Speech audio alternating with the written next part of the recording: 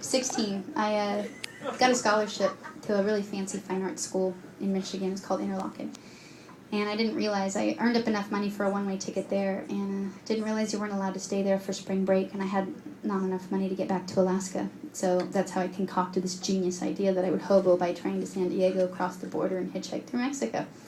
I was fascinated, Alaska, we're so isolated that down here, what we call the lower 48, all the states are so close together. I just thought it was a cool opportunity. So my dad had always played guitar, so I thought I better learn a few chords. I learned A minor, C, G, and D in that order. I couldn't go out of order because I didn't know how. And I couldn't read music or learn other people's songs, so I just thought I'd start making up some lyrics about people as they walked by me. My dad had taught me to kind of improvise on stage, just to keep each other entertained on long bar gigs since I was a kid. So I set out, I got on the train in Detroit and made it to Chicago. And just street sang there, and I started writing about what I was seeing around me. As you can imagine, it was culture shock. I'd never been in a big city like that, or seen skyscrapers or things like that. So I just started writing about it, and I'd take all my change from my guitar case to the ticket counter and say, how far will this get me? And I worked my way across to San Diego, and I did cross the border there, and I hitchhiked down to Cabo San Lucas, and then saved up enough money to get a ferry to the mainland side of Mexico, and went all through there, and then back to Cabo and back up to Tijuana and crossed the border without being murdered. So it was like a total success. So rad. So stupid. Anyway, I just kept adding lyrics to this song, and the song kind of just got longer and longer, and that ended up being my first song.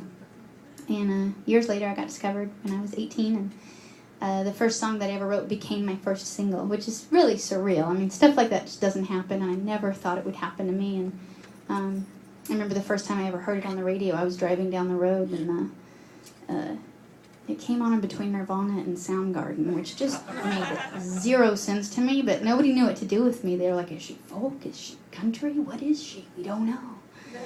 And amazingly, after a year, it got played, with grunge. It was just bizarre, but I was very happy about it.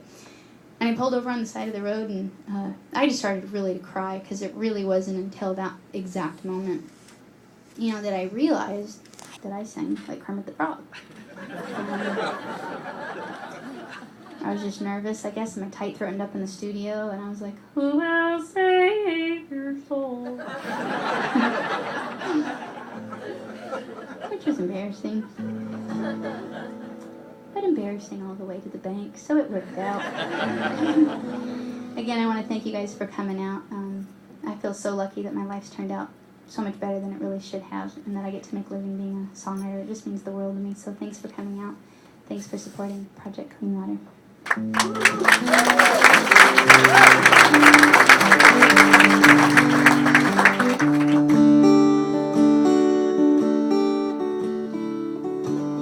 Was I supposed to sign a guitar? Where is it? The little one. That one? Yeah. No, the little one. Yeah. I better do that before I forget. Will you hand me that guitar, Eva? Pretty please. Very good job. Will you also hand me that pen, please? Thank you very much. You're a perfect assistant. Very nice hair.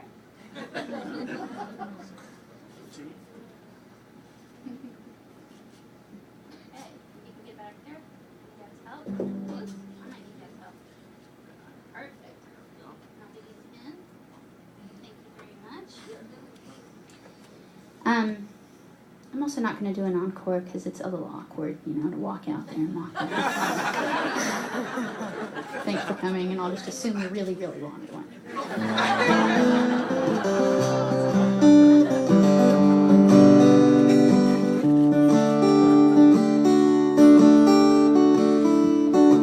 People living their lives for you on TV, say they're better than you, and you agree.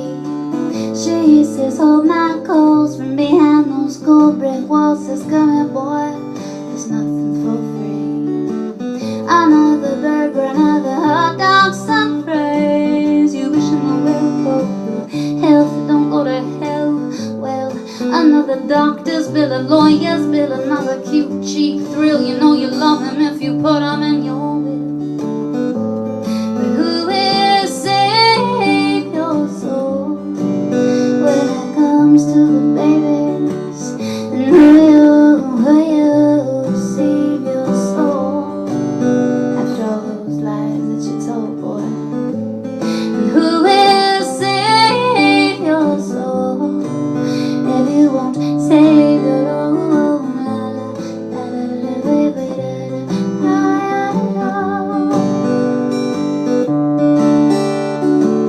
We tried to hustle and try to bustle and try to cuss him, and the cops want some to bust down Orleans Avenue. Oh, another day, another dollar, and the boring of the tower went up.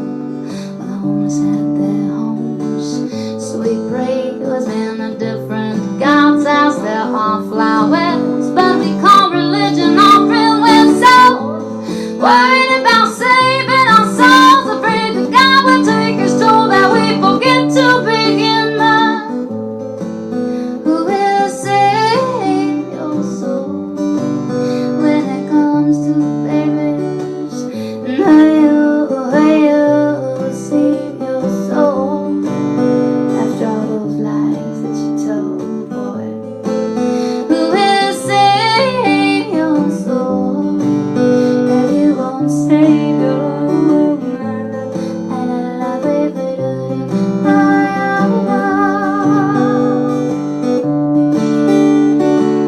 Now some are walking, some are talking, some are stalking the queue. Got social security, but that won't pay your bills.